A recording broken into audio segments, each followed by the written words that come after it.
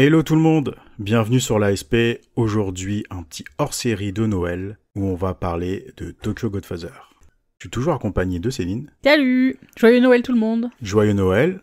Aujourd'hui, on est là juste pour parler d'un petit film comme ça, pour les fêtes, sans prise de tête. On n'avait pas envie de faire un épisode, on va dire, hebdomadaire, où on allait piocher un film, faire une avant-séance, tout le tralala. On voulait faire un petit truc vraiment de fête, comme on l'a fait pour Halloween. Et je pense que c'est un truc qu'on fera pour plusieurs périodes de l'année. Ouais, ça me va bien. Sans spoiler ce qu'on va faire. Ce qui peut nous permettre aussi de parler de films thématiques. Par exemple, pour Noël, c'était la période parfaite pour parler de Tokyo Godfather. Je suis d'accord. Je me suis dit que ça aurait été le film parfait pour Noël. S'il serait arrivé plus loin dans le podcast, j'aurais trouvé ça cool, mais je trouve que c'était important d'en parler pour Noël. Ah ouais. Et je trouve qu'il a carrément sa place, on en reparlera un peu plus après ça. Mais d'abord, si on se faisait un petit préambule de Noël. Vas-y. Quelque en tête. Ouais, donc du coup, j'espère que vous avez été gâtés pour Noël. Ouais. Nous, oui. Oui. On a été très gâtés. Parce que l'épisode va sortir 2 jours après Noël. Donc c'est vraiment un petit épisode pour que tout le monde revienne à sa routine podcastique. Donc après les fêtes de famille, après la boisson, après la bûche de Noël, après tout. Après la digestion. La digestion. Donc on va reprendre un peu tous le rythme podcastique. Donc que ce soit pour les podcasteurs et pour les auditeurs. Parlons un peu de Noël. Noël, tu adores ça, toi? Oui, j'adore Noël. Donc ouais. Moi, je pourrais mettre de la musique de Noël, des films de Noël tout novembre, décembre, janvier. Donc voilà. Donc on a regardé pas mal de films de Noël avec les enfants. On a moi, je suis bien contente. de films de Noël, ouais.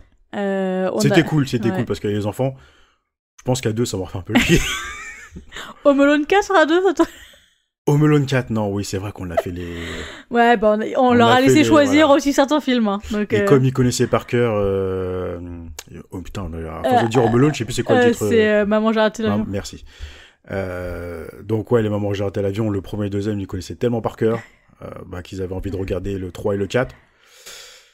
Malheureusement... Ouais. On est d'accord. On peut pas leur dire c'est de la merde avant de l'avoir vu, donc on l'a regardé quand même.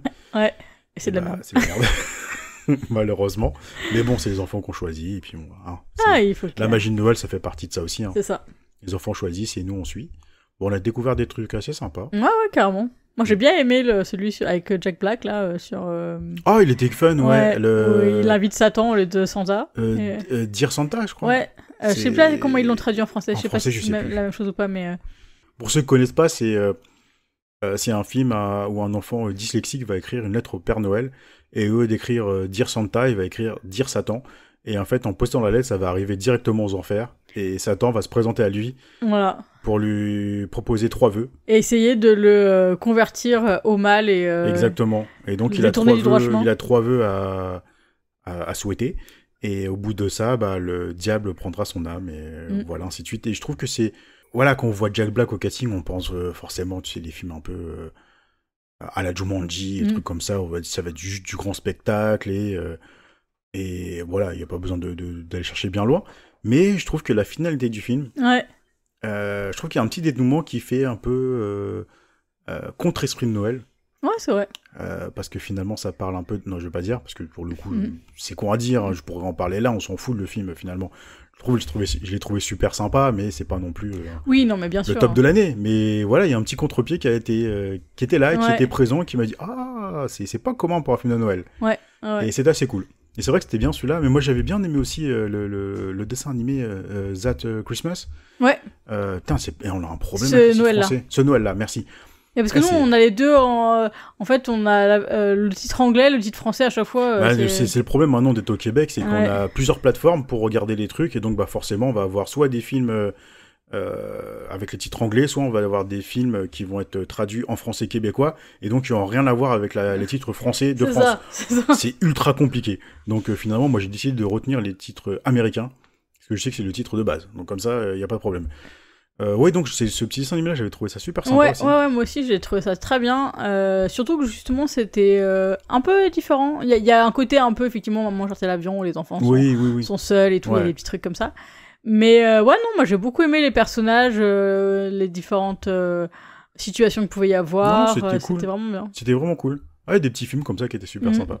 Et qu'est-ce qu'on peut dire d'autre sur Noël? Ah, moi j'ai une question pour toi. Vas-y, dis-moi. Là, tout de suite, là, comme ça, c'est quoi le meilleur cadeau de Noël que t'as eu? Enfin, pas le meilleur. peut-être celui qui t'a le plus marqué. Et si t'arrives à dire la raison, ce serait top. Moi, je crois que j'en avais parlé d'un, mais c'est ouais, enfin, j'en ai un là, mais je crois que j'en ai déjà parlé dans l'épisode de l'année dernière. Je vais essayer d'en retrouver un. Mais est-ce que t'as quelque chose? Ouais, moi je pense que je vais partir sur des trucs assez anciens. Donc c'est un qui m'a marqué parce que c'est l'année où j'ai compris que le Père Noël c'était les parents. Ok. En fait, donc j'ai eu un Joe et un Ken pour l'aïkido. Et donc pareil, ma mère en fait elle a fait le Joe dans un manche à balai en bois, quoi, tu vois. Et à un moment elle m'a mesuré avec, tu vois, pour voir à quel moi j'avais rien percuté, tu vois, je sais qu'est-ce qu'elle fait, mais ok. Et en fait elle m'avait cousu la housse pour pouvoir les mettre dedans. Et donc j'avais eu ça, et j'avais eu le coffret VHS de Star Wars. Donc les trois vieux là. Ça c'est un beau cadeau, ça? Non, mais à l'époque ça allait. J'avais pas encore une grosse culture cinématographique, donc par Star Wars ça passait. Bon, c'était surtout le 3 que j'aimais bien. Et c'est ça, ils m'ont marqué en fait. Donc moi c'était vraiment le Joe et le Ken, qui était un truc où je m'attendais pas. Et donc c'était très bien. Et puis le coffret Star Wars qui est resté gravé dans ma mémoire, même si maintenant j'aime pas Star Wars. Mais... Voilà. Ok. Et toi? Bah, moi, j'allais dire, en fait, c'est ma PlayStation 2, tu vois. Parce que ça reste... ouais, ça va être vraiment vidéoludique, en fait. Mes cadeaux de Noël, c'est vraiment... je pense qu'il y a beaucoup de personnes qui vont comprendre quand t'as eu ta console de jeu à Noël. Je pense que c'est... Tu vois, comme tous les mêmes qu'il y a sur Internet, où les gens, ils pètent un câble. C'était un peu ça, tu vois, moi, à l'époque. Et la PS2, c'était un peu ça, mais j'avais déjà, je crois, raconté l'anecdote où c'était une époque où on était déjà assez grand. Et bon, bah, nous, on savait que c'était les parents qui faisaient les cadeaux. Donc, on l'avait demandé avec mon frère, on l'a demandé à la PS2. Et on était dans l'attente de se dire, est-ce qu'on va la voir ou pas? Parce que nous, il y avait un jeu qui nous hypait de fou à l'époque quand c'était sorti. C'était Devil May Cry. Ouais. Le premier du nom. C'était un jeu, nous, on regardait, c'était sur Game One, je crois, il y avait à l'époque, ils appelaient ça des genres de musique vidéo, en fait, où tu avais une musique lambda. Ouais. Et en fait, ils ont fait un montage clip avec des vidéos du jeu. Ouais, c'est genre les petites capsules du jeu, quoi. C'est ça. Et il y en a eu plein comme ça. Ce que je peux citer, que je me souviens, il y avait Devil May Cry, il y avait JoJo's Bizarre Adventure sur Dreamcast à l'époque, et Valkyrie Profile. C'était des clips, en fait, avec mon frère, on regardait en boucle, on l'adorait, c'est ce qui nous parlait, tu vois. Le Devil May Cry, justement, nous, on avait demandé la PS2 et on voulait ce jeu-là avec. Et on s'est dit, déjà, est-ce qu'on va avoir la PS2 et est-ce qu'on va avoir Devil May Cry avec? Ouais. Donc, on a fait une mission découverte en avant des cadeaux de Noël. Il y avait un de mes cousins qui était là, et en fait, c'est pareil, c'est lui qui nous a engrainé de dire, ouais, faut qu'on trouve les cadeaux, faut qu'on trouve. Du coup, on l'a fouillé, donc les parents, s'ils écoutent, désolé, mais je pense que j'avais déjà parlé l'année dernière, j'ai un doute. Enfin, bref. Je crois, oui. Et donc, du coup, je vais accélérer alors. On a trouvé sous le lit des paquets cadeaux. J'ai réussi à glisser un doigt dans la fente du... C'est un peu bizarre. C'est un peu bizarre. C'est pas très magie de Noël. Désolé. Je me perds. Enfin bref, j'ai essayé de décoller un peu le papier cadeau et j'ai vu la fameuse couleur bleue du carton de la PS2 et j'avais pas besoin de plus. Voilà, tu dis c'est bon, ça y est. J'ai vu la forme, j'ai dit ça correspond. J'ai vu la couleur du carton sous le papier, j'ai dit c'est bon. Je suis allé rapporter ça un peu à mon frère et à mon cousin, dire c'est bon, on a la PS2. Et nous, la première chose qu'on a fait le lendemain, c'est on a pris le bus, on est allé en ville, on est allé dans un magasin de jeux vidéo à l'époque, je sais plus comment ça s'appelait. Je me demande si c'était pas... Enfin bref, c'est pas grave, je me perds. Et on est allé acheter Devil May Cry. Exprès, parce qu'on s'est dit, c'est bon, on va avoir la PS2, on va acheter Devil May Cry et on va jouer à ça. Et à Noël, quand on a ouvert nos cadeaux, on a eu la PS2, on était super contents, et on a eu un jeu avec. Et lequel c'était ? C'était Devil May Cry. Ouais. Et donc du coup, avec mon frère, on a dit, oh putain, le jeu on l'a en double. Alors que déjà, à l'époque, on n'avait pas beaucoup de sous. Les économies qu'on avait, on l'a utilisé pour acheter le jeu qu'on voulait. Et t'as pas vendu des jeux pour pouvoir t'acheter ? Oui, c'était des jeux PS1, je crois, qu'on avait vendu. Ou 64, l'un ou l'autre. Non, c'était PS1, parce que la 64, j'avais vendu pour avoir la PS1. Enfin bref, c'est ça autre chose. Et donc du coup, on était un peu dégoûtés, parce que nous, on avait acheté le Devil May Cry original. Et en fait, celui qu'on a eu à Noël, on a eu la version Platinum. Donc à l'époque, il y avait sur PS1 et sur PS2, il y avait même sur PS3, je crois, il y avait des versions Platinum. Donc en fait, c'est des versions à prix réduit, en fait, des meilleurs hits de la PlayStation 2. Et Devil May Cry a fait partie de ce lot-là. Et nous, on était dégoûtés parce que le Platinum, on savait que c'était pas... c'était un peu cheap, quoi. Ouais. Et nous, on se dit, putain, la version de base, quoi, elle était cool. Mais justement, pour pas se faire crever par les parents, en fait, on est retourné. On allait revendre la version que nous, on avait achetée et on a gardé la version Platinum. Et j'étais ultra dégoûté, alors qu'avec le recul, je me dis, j'en suis sûr qu'on leur a vendu la version Platinum. Et on leur a gardé la version originale, les parents, ils auraient vu du feu. Ah, ils auraient pas fait la différence. Ils auraient pas fait la différence, on tape complètement. Et... Je sais même pas s'ils savent quel jeu ils t'ont acheté, tu vois. Mais donc... c'est ça, donc voilà, anecdote de Noël. Mais je crois que j'en avais déjà parlé, mais je vais tricher un peu. Mais sinon, je pense que c'était la Mega Drive à l'époque. C'était la première console que j'ai vraiment demandé à Noël. Parce que ma première console, ça a été la Nintendo NES que j'avais eue à Noël. J'ai pas souvenir de l'avoir demandé, j'étais très jeune quand je l'ai eu. Je me demande si c'est pas mon père qui me l'avait acheté parce que c'était, entre guillemets, le truc révolutionnaire à l'époque. Et je pense que ça, de toute façon, c'est pas je pense, c'est avec ça que j'ai commencé mon expérience vidéoludique. Et donc j'ai eu l'occasion ensuite, quand la Mega Drive est sortie, de demander ça, de réclamer ça à Noël. Et j'ai eu mon petit pack Mega Drive, c'était la Mega Drive 1. Ouais. Pack Power Rangers, si je dis pas de bêtises. Donc c'était une grande histoire, c'est pareil, quand je l'ai eu à Noël, j'étais tout fou, quoi. J'ai remercié le Père Noël comme jamais, parce que je croyais encore au Père Noël à l'époque. Et j'ai un doute. Enfin bref. Voilà, tout ça pour parler de jeux vidéo. C'est bien ce qu'il faut. Et est-ce que t'as des plats traditions de Noël ou des trucs qui reviennent chaque année, des trucs comme ça dans la famille? Ah, chaque année. Des souvenirs par rapport au repas de Noël? Alors nous, il faut savoir que dans notre famille, on n'a pas vraiment de tradition de Noël, entre guillemets. On va fêter Noël tous les ans. J'ai mon père qui est adepte de décoration de Noël, donc il sera toujours là décoré, que ce soit l'appartement à l'époque ou la maison après... Toujours à décorer avec des lumières, même encore aujourd'hui, en 2024, j'ai vu, il arrive encore à poster des stories Instagram, enfin des stories Facebook où il filme sa déco Noël. Donc c'est quelque chose d'ancré chez lui. Ma mère, c'est plus sur les repas de Noël. Mais on n'a pas de tradition, tu vois, genre dinde, bûche, tout truc comme ça. Si, bûche, oui, en dessert, mais pour les repas, en fait, c'était, ça dépendait des années. Mais c'était souvent, tu l'as vu chez nous, hein, tu bouffes pour... On fait de la bouffe pour 50 alors qu'on est 10. Donc tu bouffes 5 fois plus que la normale, ce qui n'est pas normal pour le foie. Ça oscillait entre tradition, entre plats portugais et plats réunionnais. Mais jamais de plats, on va dire, français ou traditionnels. Pas un plat qui revient chaque année. Non. En fait, ça dépendait de ce que ma mère avait envie de faire, ce que nous, on avait envie de manger. Bon, souvent, c'était 3-4 plats faciles qu'elle faisait différents parce qu'elle a dit qu'il en faut pour tout le monde. Et encore plus aujourd'hui, vu que y avait toi, il y a les enfants, les belles-sœurs... Ah, mais moi, faut pas me mettre dans le truc... moi, je mange ce qu'on me donne. Hein. En plus, c'était toujours très bon. Non, mais je pense que plus la famille s'agrandissait... Ah oui, plus elle avait de plus prétextes ma mère pour avait des excuses pour faire de plus en plus de plats. Ouais. Parce qu'en fait, elle a dit, ouais, mais il en faut pour tout le monde, tu vois. Ça se peut, il va pas aimer le poisson, il va pas aimer ci, donc il en faut pour tout le monde. Donc c'était une excuse pour faire de plus en plus de plats, parce que ma mère, elle adore cuisiner, et c'est un cordon bleu, mais de folie. Et donc, ouais, j'ai pas vraiment de plats défini, mais on avait énormément de choses et ça dépendait des années. Ouais. Et en général, on faisait... Tu vois, il y a le terme aujourd'hui qui revient souvent à la mode, c'est l'apéro dînatoire, tu vois. Ouais. À l'époque, ça n'existait pas, tu vois, t'avais entrée, plat, dessert. Et alors, à l'entrée, en général, t'as plus faim.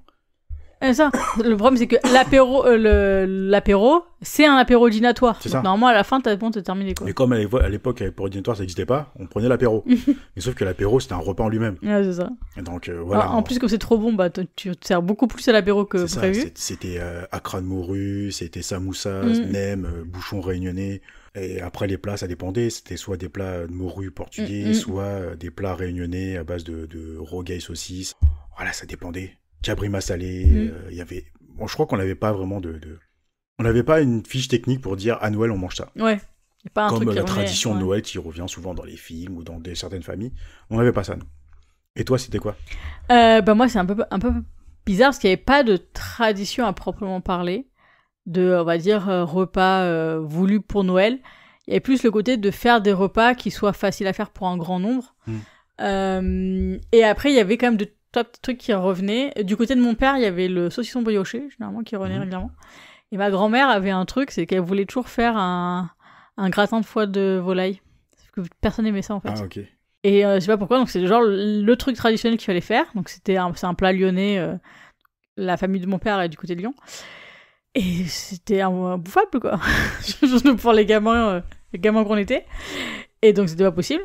Je sais pas pourquoi, c'est vraiment un truc qui reste, tu vois, genre avec mon frère et ma sœur, à chaque fois qu'on en parle, c'est ça, c'est des gratins de foie, mais je sais pas pourquoi elle voulait faire ça, quoi. Et elle se levait super tôt le matin pour pouvoir faire son truc, ça empêchait dans la maison, c'était horrible.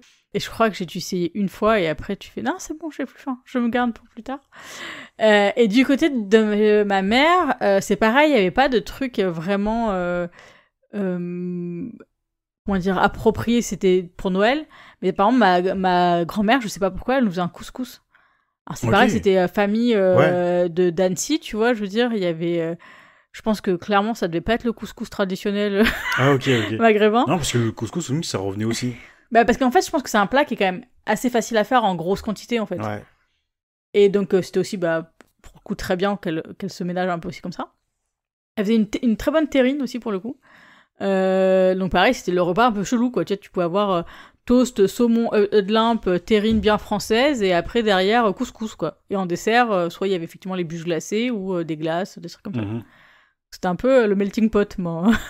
Mes repas de Noël, quoi. Après, il y avait surtout beaucoup de chocolat.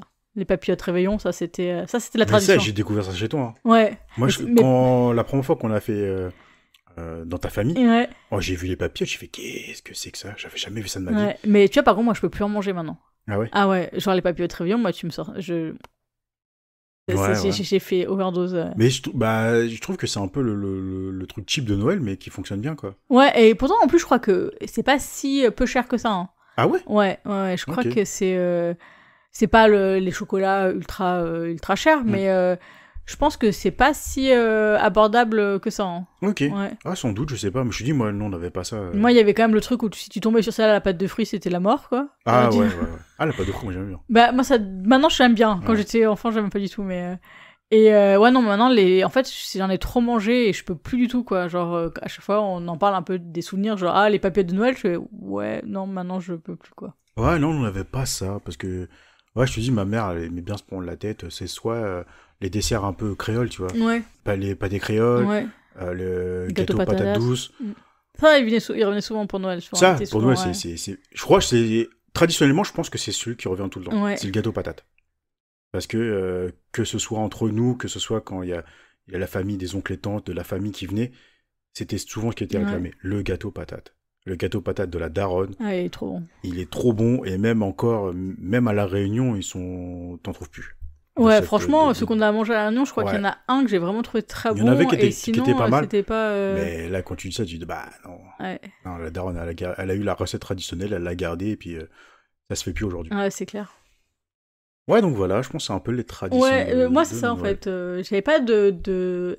Mais c'est pareil, tu vois, par rapport à la déco ou aux traditions, tu vois, le truc de genre faire les week-ends de l'Avent. Ah, ouais. Même dans ma famille, en fait, il y avait vraiment le côté où on fait le sapin. Mais par contre, il y avait vraiment que le sapin décoré. Et puis, voilà, c'était pas... il y avait pas de... Genre, on fait les petits biscuits, on regarde des films de Noël, tu vois, on fait un peu de tradition comme ça. Il y avait vraiment, genre, on fait le sapin et... J'ai pas souvenir de films de Noël aussi.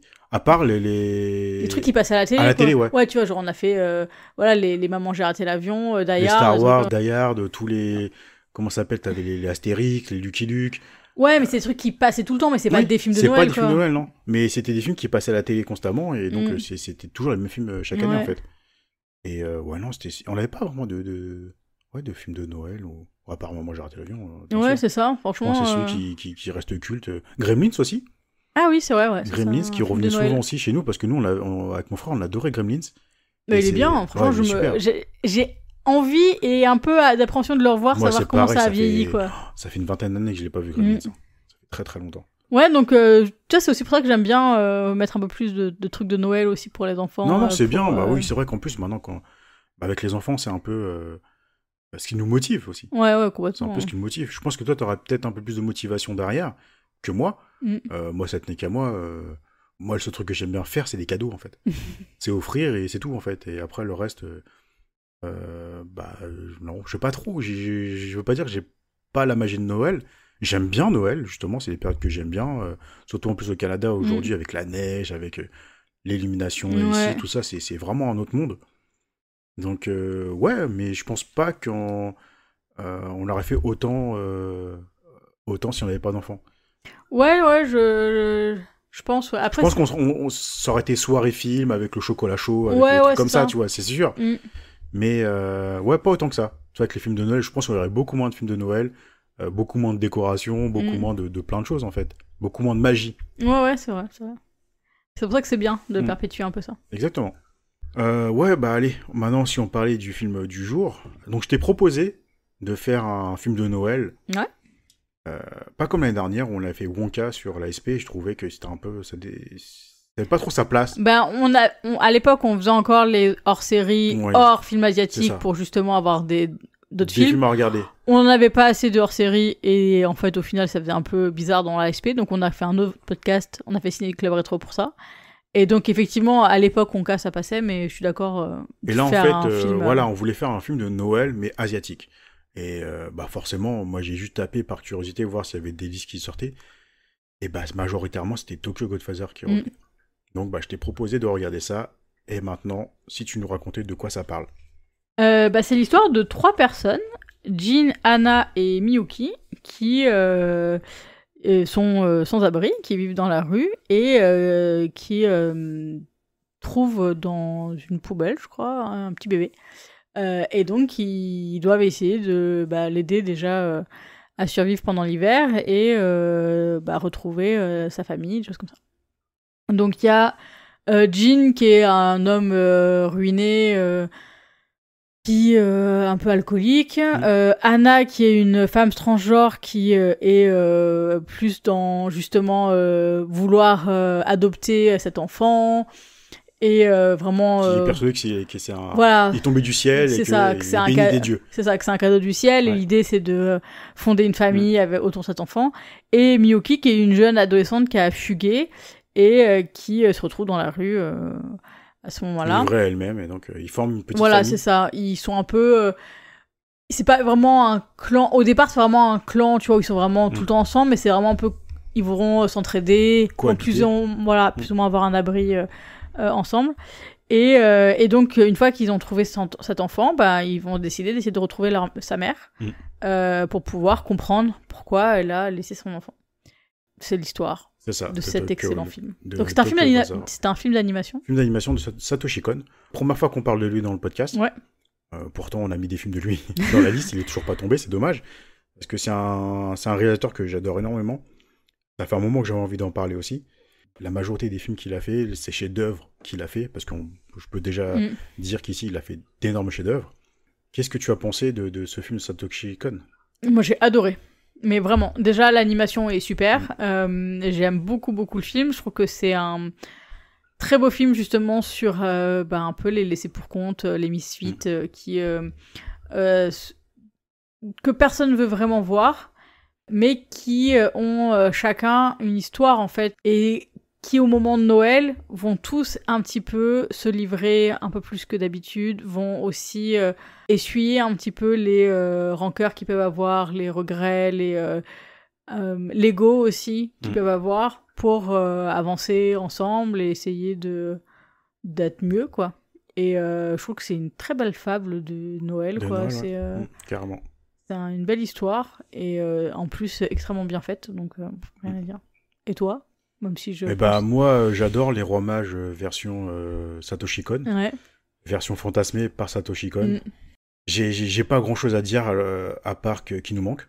Ouais. C'est un auteur qui est mort beaucoup trop tôt. Je pense qu'il avait des projets sous le coude qui auraient continué à nous émerveiller. Déjà par Tokyo Godfather, même si on va dire qu'au niveau de l'émerveillement, c'est celui qui va trancher un peu dans sa filmographie, contrairement à ses précédents films où vraiment ça va être des films beaucoup plus axés thriller, polar noir, souvent science-fiction. Ouais, ce que je veux dire, il y a pas mal de monde imaginaire, des choses comme ça. Ça dépend desquels. Pour Paprika, oui. Pour des films comme Millennium Actress ou Perfect Blue, c'est beaucoup, on va dire, un peu plus terre à terre. C'est plus basé sur la schizophrénie, sur des enquêtes, sur vraiment un polar noir, quoi. Et Paprika, de toute façon, Paprika, c'est ce qui a inspiré Nolan pour Inception. Ouais. Donc on voit vraiment, quand tu vois Paprika, tu vois d'où vient ses idées et le principe de base. Pareil pour Perfect Blue, qu'Aronofsky a littéralement pompé pour faire Black Swan. Ok, d'accord. Je dis littéralement pompé parce que c'est peut-être méchant, mais peut-être que il a été trop fort sur l'hommage. Ouais. Parce qu'il revient beaucoup sur des plans iconiques de Perfect Blue qui sont reproduits tels quels, en fait, dans Black Swan. C'est un peu dommage. Hommage ou pas, je ne sais pas. Aronofsky a démenti le truc en disant que bah non, c'est pas, ça n'a rien à voir avec Perfect Blue. Donc moi donc il a même pas. Il a pas assumé en fait. Assumé l'hommage. Ouais, il a pas assumé. Encore, il aurait assumé en disant que oui, Perfect Blue, ça reste quand même un truc qui m'a marqué. Ouais, j'avais envie de lui rendre hommage. Donc bah là, j'ai presque envie de lui chier à la gueule en lui disant bah sois honnête avec tout le monde en fait. Ouais. On sait que t'as pompé quoi. Ouais, et arrête de nous prendre pour des cons. Donc c'est pour ça que j'ai employé le terme pompé. Après, j'ai pas la finalité de l'histoire. Black Swan, j'aime beaucoup le film, par exemple. Perfect Blue, j'adore ce film. Donc, je vais pas commencer à les confronter. Mais ouais, Satoshi Kon, voilà, avant de venir à l'animation, avant de faire ce qu'il a fait là, c'est quelqu'un qui a été énormément inspiré par Akira. Et c'est ce qui l'a amené un peu dans le milieu, en fait, du manga dans un premier temps. À la base, il était vraiment mangaka. Il a toujours voulu faire l'animation, mais il est rentré... Par le manga. Par le manga, et ensuite il a sorti 2-3 trucs qui sont très sympas. D'ailleurs, je vous recommande Le Pacte de la Mer, qui est excellent. Et, concours de circonstances, pendant la publication d'un de ses mangas, je n'ai plus le nom, je sais plus si c'est Opus ou un autre. Bref, je crois pas que ce soit Opus, c'est un autre. Et en fait, la maison d'édition dans laquelle il était prépublié a mis la clé sur la porte. Okay. Donc ça a arrêté son œuvre. Quelque part, c'est ce qui lui a permis de bifurquer vers l'animation et de travailler sur des Pat Laborde, sur des Roujinzen, avec... c'est Mamoru, si je dis pas de bêtises. J'ai un trou, je suis désolé, j'ai pas les fiches sur la... Je parle de mémoire, mais peut-être la mémoire me fait défaut, et ce qui m'étonnerait pas du tout, vu que ma tête, elle est un peu... elle part un peu dans tous les sens des fois. Donc voilà, il est rentré par ces petits films d'animation où il a travaillé à gauche à droite avant de réaliser son premier film qui est Perfect Blue. Ok.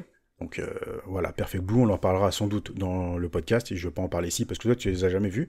Non. Donc je ne vais pas te raconter ce qui se passe parce que c'est vraiment un truc qu'il faut découvrir. Je dirais presque vierge de tout parce que c'est vraiment des œuvres qui sont iconiques aujourd'hui et qui sont très prenantes. Ouais, et puis c'est des œuvres que j'ai vraiment envie de découvrir. Et en plus, moi, j'aimerais bien les découvrir un peu dans l'ordre parce que, comment ça s'appelle ? Perfect Blue, Millennium Actress et Paprika, dans cet ordre-là, en fait, ça forme une espèce de trilogie. Ok, d'accord. Une trilogie de l'évolution, en fait, dans le milieu du cinéma. Ok. Où, en fait, dans le premier, on va suivre vraiment une personne qui veut devenir actrice.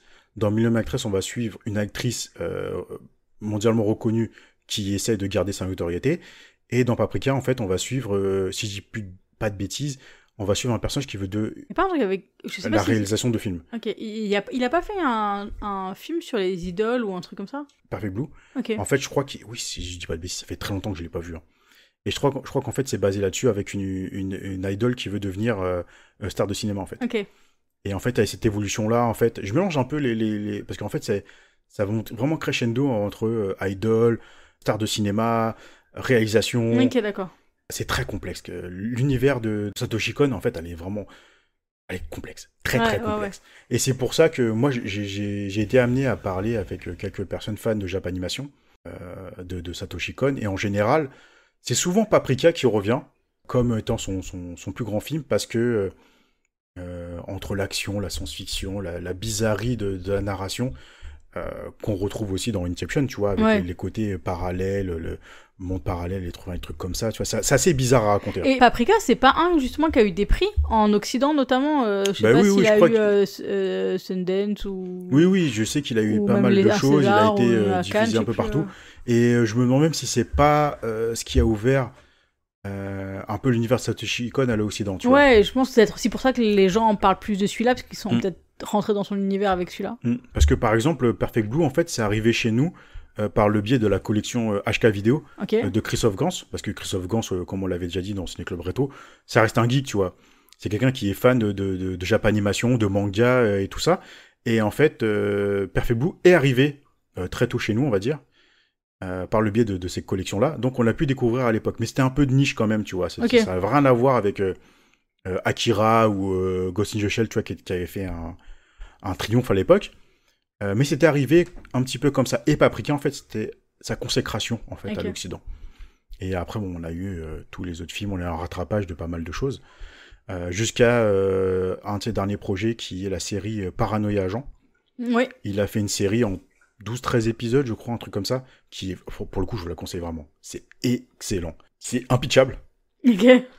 C'est ultra compliqué, en fait. Chaque épisode, si je dis pas de bêtises, en fait, c'est différents points de vue sur différents, entre guillemets, crimes. Ça peut aller vraiment de meurtre à un vol, à pas mal de choses. En fait, c'est d'un point de vue différent, avec des locataires si je dis pas de bêtises, c'est pas grave, ça fait longtemps que je l'ai pas vu. Je crois que c'est dans un bâtiment. Et en fait, c'est d'un point de vue d'un locataire différent qui voit, en fait, un espèce d'enfant qui se balade avec une batte de baseball pliée et des rollers dans tout le machin. Et en fait, on sait pas qui c'est. En fait, c'est une enquête sur savoir qui est le témoin, ce qui pourra permettre de l'identifier. Voilà. Est-ce que ce garçon-là en roller, il existe? Est-ce que c'est pas une fabulation de telle ou telle personne? Et en fait, à chaque épisode, t'as un point de vue différent. Et jusqu'au final de la série, qui est incroyable. Et vraiment, je vous conseille cette série-là, Paranoia Agent, c'est vraiment ouf. Et en fait, c'est facilement trouvable. En fait, c'était sorti chez... je sais plus si c'est Kazé ou Dybex. Bref, je me perds encore. Mais en fait, c'est facilement trouvable. Ils ont fait un coffret, l'intégrale, on peut le trouver pour 10 balles facile. C'est facilement trouvable. Donc, ouais, pour revenir un peu sur Tokyo Godfather, c'est un peu, comme tu dis, c'est un peu le conte de Noël qui va apporter un souffle nouveau à la filmographie de Satoshi Kon. Après, c'est des films ultra complexes avant ça. Et j'adore ce film. Ouais, moi aussi, franchement. J'adore ce film, j'adore l'interprétation des rois mages par Satoshi Kon, l'enfant qui vient installer une espèce de road movie de quête initiatique sur les 3 SDF. Ouais, et puis il a, comme tu dis, ce côté cadeau de Dieu où en gros il est protégé aussi, c'est-à-dire qu'il va permettre aux personnages qui sont près de lui de survivre à des situations un peu souvent cocasses, ouais. Et toujours un peu qui auraient pu être dramatiques si ça s'était produit. Donc il y a un peu ce côté à la fois fictionnel, je dirais mythologique. Ouais. Donc il vient se greffer à un récit qui reste quand même ancré dans une société japonaise où en fait les SDF sont existent dans ce Tokyo-là à l'époque, du moins aujourd'hui je ne sais pas. Comme tu dis, c'était vraiment des misfits, c'est des gens qui étaient vraiment méprisés, qui étaient regardés de très haut, qui étaient souvent délaissés et cachés pour que les SDF reflètent une société, on va dire, en pleine expansion du Japon et de Tokyo en général. Donc, ouais, moi je trouve que c'est un film hyper intelligent sur ce milieu-là. Ouais. Apporté avec beaucoup d'humour par Satoshi Kon. Ouais, et puis de tendresse, moi je trouve, pour les personnages. Puis sans être religieux, il est très spirituel en fait. C'est ça. Exactement, c'est le bon terme. Je trouve que c'est spirituel, ouais. Et bon, même si après on va dériver un peu sur un peu plus de drame. Ce qui aurait été étonnant de Satoshi Kon, ceux qui ont découvert la trilogie avant de découvrir Tokyo Godfather se disaient « Ah putain, il nous faut un conte de Noël, c'est bien, mais quand est-ce qu'arrive le côté entre guillemets dramatique et la bascule qui va nous faire passer sur du Satoshi Kon pur et dur ?» On n'y est pas encore vraiment, mais on va passer sur d'autres choses derrière, on peut pas vous raconter, c'est vraiment un film qu'il faut aller découvrir. Cette espèce de road movie dans la neige, au plein milieu de Tokyo, avec des rues complètement désertes, en pleine nuit, avec trois personnages hauts en couleur qui vont tantôt se friter, tantôt s'aimer, tantôt s'entraider. C'est ça. Et c'est un très beau film. Il y a forcément le côté du froid, de la neige, de l'hiver. Il y a beaucoup de scènes de nuit. Ça se passe principalement la nuit. Et c'est sur les 2 jours avant Noël, quoi. Donc il y a vraiment ce côté où les gens sont dans leur famille, se retrouvent, sont dans ce moment de fête, et puis eux, ils sont un peu à l'écart. Et Bah ouais, moi je voyais plus parce que au Japon le culte de Noël c'est pas non plus. Non, quand je veux dire c'est pas forcément le côté traditionnel comme on peut avoir en Occident, mais tu sens que justement le fait que les rues soient désertes, c'est un peu ça en fait, c'est que tout le monde est occupé ailleurs à faire leur. Ah mais je pense que c'est la vie tokyoïte au quotidien. C'est plus de montrer vraiment c'est métro boulot dodo en fait. Et les gens vont travailler la journée, la nuit ils vont tous aller se coucher. C'est pour ça qu'il n'y a pas de vie dans Tokyo vit quand même la nuit. Il y a quand même plein de trucs qui sont ouverts.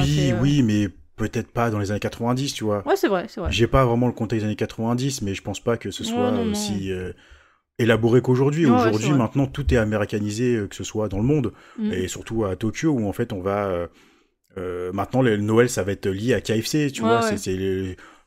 Noël, c'est quoi ? On va commander un bucket et puis un gâteau à la fraise, tu vois.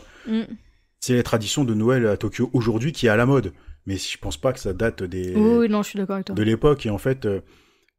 Noël, c'est pas comme chez nous, il y a les traditions, t'as les marchés de Noël où tu sais que 2 jours avant Noël, il y a beaucoup de monde dans la rue parce qu'ils vont prendre la magie de Noël, les illuminations, les spectacles, les marchés, tutti quanti, tu vois, tout ce qui apporte la magie de Noël. Dans ce film-là, en fait, moi, ce que j'aime bien, c'est de voir justement que la culture, elle est presque inexistante, en fait. Ouais, c'est vrai. Elle est presque inexistante et en fait, t'as plus l'impression que c'est ces 3 personnages-là, en fait, qui essayent de résoudre quelque chose, qui essaient de faire un miracle de Noël pour Noël, en fait. Ouais, c'est vrai, je suis d'accord. Et voilà, c'est un peu ce que moi j'ai retenu du film. Cette quête de trouver qui est la mère de l'enfant, et moi ce que je trouve très bien, c'est pas forcément de trouver la mère pour rendre l'enfant. C'est trouver la mère pour comprendre pourquoi elle l'a abandonné. Ouais. Et moi je trouve que cette distinction-là, elle est super intéressante, parce que ça en fait pas le côté... comment dire, il y a un côté égoïste aussi en fait de dire comme eux c'est tous des personnages qui ont été à un moment abandonnés par leur cercle social ou leur famille ou qui sont comme on disait un peu les laissés pour compte, et il y a ce côté de dire si on sait pourquoi la mère a abandonné ce bébé qui est innocent, qui a rien fait, qui a encore aucune chose contre lui, moi je pourrais comprendre pourquoi moi on m'a abandonné. Ouais. Et ça je trouve ça super intéressant en fait, vraiment de ce côté de dire on en a rien à foutre de lui rendre son enfant en fait, si elle l'a abandonné à la limite elle le mérite pas quoi. Ouais. Ils veulent en fait savoir pourquoi, d'où la quête initiatique en fait, ils veulent comprendre pourquoi on en arrive là. Ouais complètement. Et ils vont se servir de ce road trip là à la recherche d'une mère tantôt inexistante, tantôt existante, on sait pas vraiment, tu vois, tout le long du film. Donc en fait cette quête en fait plus de quête d'identité, de quête de réponse en fait sur leur propre vie, et moi je trouve que c'est un très très beau film, c'est à la fois touchant, c'est à la fois drôle, c'est à la fois dramatique. Ouais. Et l'équilibre entre tous les aspects du film, tous les genres, les sous-genres fonctionnent très bien en fait. L'équilibre il est vraiment très bon, on bascule pas jamais dans que de la comédie ou que du drame. Où on a quelque chose où, par exemple, les scènes comiques vont tomber un peu à plat ou les scènes dramatiques, parce que justement, le rythme est pas forcément très bon. Je trouve que le rythme de la narration, elle est vraiment bien, quoi. Le rythme de la narration, parce que ça reste avant tout on va dire, un conte dramatique de Noël. Le côté humoristique et comique du film, il va plus être orienté sur le côté... chara design un peu cartoonesque des personnages. C'est ce qu'a voulu mettre Satoshi Kon dans le film, c'était apporter un petit côté cartoon en fait. Ouais. Mais pas trop poussé non plus pour éviter que ça sombre dans le burlesque. Ouais. Donc je pense que ça justement l'équilibre il est parfait entre les mimiques des personnages qui, quand c'est dramatique, on les voit vraiment avec un air vraiment réaliste, un air vraiment avec attristé où on sent le drame. Et quand on est dans le burlesque, on va voir des visages complètement déformés. Et je trouve que l'équilibre, il est parfait. Et ces 2 équilibres-là fonctionnent l'un avec l'autre, tu vois. Le film, il est parfait, quoi. Ouais, franchement. Et puis, je trouve que les aspects comiques, ils sont beaucoup dans les interactions entre les 3 personnages. Ouais. Et je trouve que ce qui amène un côté un peu réaliste, c'est-à-dire qu'ils se connaissent bien, ils jouent un peu les uns avec les autres, des choses comme ça. Ils ont pas de tabou entre eux, quoi. Ouais, complètement. Et l'aspect dramatique va plus arriver avec la relation avec l'extérieur. L'extérieur, exactement. Et avec leur histoire, en fait. Et aussi, comment ils assument ou non leur histoire, quoi. Ouais, c'est ça. Bah, en fait, comme tu l'as dit, c'est tous les éléments extérieurs qui vont se rattacher en fait à la réalité. Ouais. Et entre eux, en fait, tu vas plus avoir un espèce de conte de Noël, comme il en existe tant. Une fois qu'ils vont partir dans ce road trip-là, et vont se confronter à la dure réalité de la vie et à la réalité de tout court, bah là, on va revenir nous-mêmes à la réalité, on va oublier le côté burlesque et on va passer dans le dramatique parce que les gens autour, finalement, ceux qui ont tout par rapport à eux, bah, c'est eux qui vont amener tous ces éléments dramatiques-là. Ouais, carrément. Et ils vont amener à chaque fois des informations supplémentaires sur les personnages. Oui, parce qu'il y a beaucoup de choses qui sont amenées à chaque fois. Plus on avance dans l'histoire, plus déjà on comprend chacun des personnages. Ouais, c'est ça. On a de plus en plus d'empathie envers tous les personnages parce que, voilà, au début on voit un alcoolique et finalement on voit qu'il a une histoire, il a un background vraiment difficile. Pareil pour celle qui a fugué, pareil pour la femme transgenre. Il y a un background sur chacun des personnages qui est hyper bien écrit, hyper bien développé, qui est pas cliché du tout pour le coup. Non, franchement, moi je trouve que c'est écrit avec justesse, comme le film est réalisé justement, quoi. Tout est parfait. Et notamment pour un film de 2003, je crois. Ouais, 2003, ouais. Qui aurait pu vite tomber sur des caricatures qu'on a déjà vues un peu surjouées. Et moi je trouve que ça fonctionne très bien. Non, moi j'ai pas grand chose à reprocher à ce film. Ah non, franchement. J'ai même rien. Si je devais définir quelque chose, c'est que pour moi c'est le plus grand film de Noël. Ouais, on n'est pas bon. Ouais. Tout simplement. Voilà, et c'est proposé par une animation japonaise et par Satoshi Kon. Ouais. C'est une super fable. C'est un super beau film. Ouais.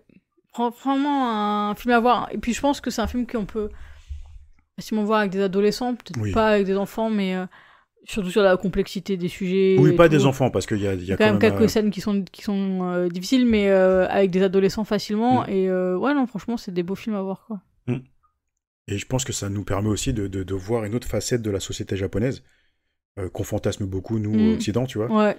Et je trouve que c'est hyper bien d'avoir certains contrastes comme ça, où on va redescendre un peu sur Terre et arrêter de fantasmer certaines choses. Et moi, je trouve que c'est un film très très intéressant pour tout ça. Non, encore une fois, j'ai pas grand chose à dire sur ce film. Ouais. Il est parfait. Vraiment, très belle découverte. Je suis contente que tu l'aies proposé parce que très bien. Donc voilà, c'était notre film de Noël. Ce qui me donne envie d'aller voir beaucoup d'autres, tous les autres Satoshi Kon. J'espère qu'ils vont tomber, les Satoshi Kon, parce que je crois que je les ai... j'ai mis la trilogie, et comme je t'ai dit, moi j'aimerais bien commencer par Perfect Blue. Après, il faut en mettre un mec un. Ouais, mais le problème, c'est que... Comme on fait avec, quand il y a à l'affaire, on a mis le 1, après on fera les 2, les 3. C'est vrai. Mais le problème, c'est que j'ai mis les 3, il n'y en a aucun qui tombe. ça me fait chier, tu vois. Sinon, si on a le 2 ou le 3, on mettra le premier, comme ça on commencera par le début. On peut tricher comme ça. Mais ouais, non, moi j'avais... alors juste pour une anecdote, j'avais toujours eu l'impression que Metropolis, c'était lui. Non. Et en fait, donc Metropolis, je l'ai vu, et en fait, quand on a parlé de Paprika, des choses comme ça, je sais pas pourquoi, je crois que c'est un truc vraiment un biais très, très bête. Les deux personnages ont la coupe un peu au carré, tu vois, avec la frange. Il y a une rousse et une blonde, quoi. Et je me suis dit, tiens, les traits, ça ressemble, quoi, tu vois. Donc, non, pas du tout. Pas grand-chose, hein. Audrey Amélie Poulain, c'est pas ça que je connais. Mais ouais, non, franchement, quand j'ai regardé justement pour Godfather, j'ai regardé sa filmographie.